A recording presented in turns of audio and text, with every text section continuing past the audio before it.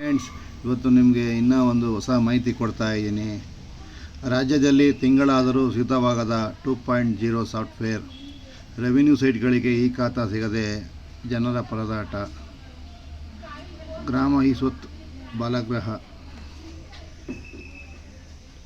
Friends, ರಾಜ್ಯದಲ್ಲಿ ತಿಂಗಳಾದರೂ 2.0 software ಸರಿಯಾಗಿ ಕೆಲಸ ಮಾಡ್ತಾ ಇಲ್ಲ. ಈ ಖಾತಾ ಸಿಗದೆ ಜನರು ಕಂಗಾಲಾಗಿದ್ದಾರೆ.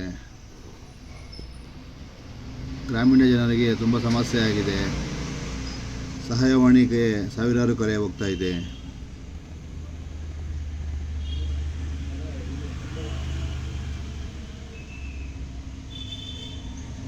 ಈ ಸ್ವತ್ತಿನ ಸಮಸ್ಯೆ. ಸಿಟಿಜನ್ ಲಾಗಿನ್ನಲ್ಲಿ ಅರ್ಜಿ ಸಲ್ಲಿಸಲು 108 ತಾರ್ಕಿಕ ದೋಷ. ಅರ್ಜಿ ದಾಖಲೆಗಳನ್ನು ಪರಿಶೀಲಿಸಿ DPOಗೆ ಅವಕಾಶ ಇಲ್ಲ. 11B ಖಾತಾ ವಿತರಣೆಗೆ ಪೂರ್ಣ ಅಧಿಕಾರ. ಆನ್ಲೈನ್ ಅರ್ಜಿಗಳ ಸಂಖ್ಯೆ ವಿರಳ. ಕಚೇರಿಗೆ ಬರುವವರೇ ಹೆಚ್ಚು.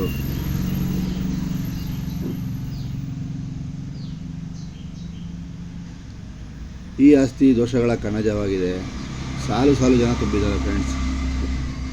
ನೋಡಿ, ಸಾಲು ಜನ ಗ್ರಾಮ ಪಂಚಾಯಿತಿಗಳಲ್ಲಿ ಬೆಳಗ್ಗೆಯಿಂದ ಸಾಯಂಕಾಲ ಗಂಟ ಸಾಲು ಜನ ಕ್ಯೂ ಕಟ್ಟಿ ನಿಂತಿದ್ದಾರೆ. ಈ ಸಮಸ್ಯೆಗೆ ಪರಿಹಾರ ಯಾರು ಕೊಡಬೇಕು ಅಂದರೆ ಸರ್ಕಾರದವರೇ ಕೊಡಬೇಕಾಗುತ್ತೆ.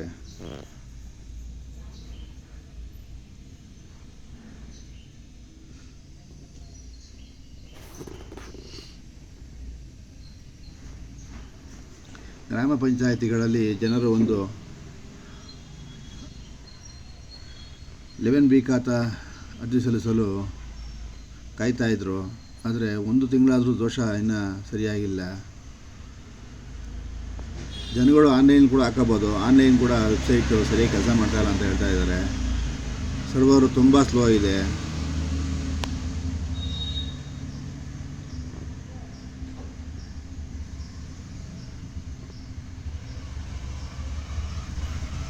ಈ ಆಸ್ತಿ ತುಂಬ ದೋಷಗಳ ಕಣಜವಾಗಿದೆ. ಅಂದರೆ ಹೆಚ್ಚು ಸಮಸ್ಯೆಗಳು ಕಾಣ್ತಾ ಇದೆ ಈ ಖಾತೆಗೆ ಅರ್ಜಿ ಸಲ್ಲಿಸಲು. ಇದನ್ನು ಸರ್ಕಾರದವರು ಆದಷ್ಟು ಬೇಗ ಶೀಘ್ರವಾಗಿ ಪರಿಹಾರ ಕೊಟ್ಟರೆ ಜನಗಳಿಗೆ ಒಂದು ನೆಮ್ಮದಿ ಸಿಗುತ್ತೆ. ಖಾತೆ ಮಾಡ್ಕೋಬೋದಾಗಿದೆ.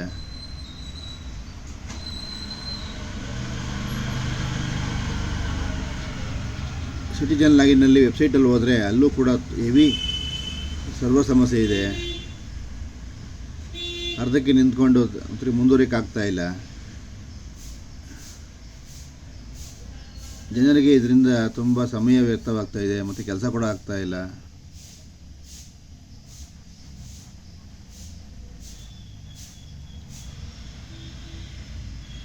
ಸರ್ಕಾರದವರು ಆದಷ್ಟು ಬೇಗ ಇದರ ಬಗ್ಗೆ ಗಮನ ಇಟ್ಟು ನೋಡಿ, ಈ ಸಮಸ್ಯೆಗೆ ಪರಿಹಾರ ಕೊಡಬೇಕು.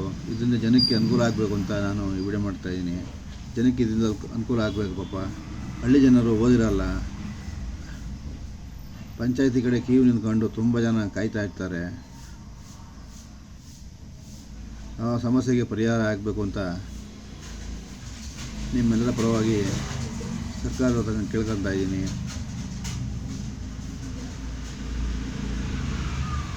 ಸರ್ಕಾರದವರು ಮನಸ್ಪಟ್ಟರೆ ಈ ಸಮಸ್ಯೆ ಒಂದು ದೊಡ್ಡ ಸಮಸ್ಯೆ ಆಗಲ್ಲ ಫ್ರೆಂಡ್ಸ್. ಅದರಿಂದ